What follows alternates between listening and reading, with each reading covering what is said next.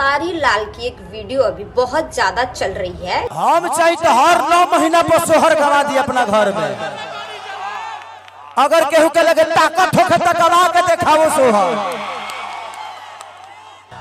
आज हम दावा ठोक के कहतनी कि मरियो जो है तो ओकरा घर में सोहर ना हो। कि उन्होंने बोल दिया कि मैं चाहूँ तो हर 9 महीने में अपने घर पे सोहर बजवा सकता हूँ, तुम भी चाहो तो बजवा के दिखाओ। तो ये मेरी तरफ से खेसारी जी के लिए, जी नहीं कहना चाहती मैं, खेसारी के लिए ये बात है मेरी तरफ से।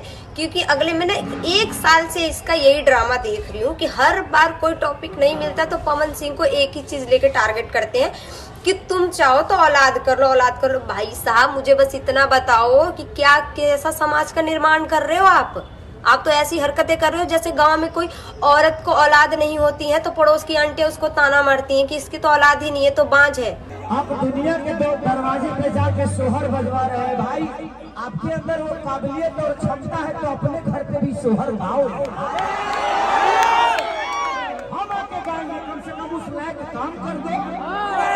हम आपके गाएं। आप क्या कर रहे हो, कैसे समाज का निर्माण कर रहे हो?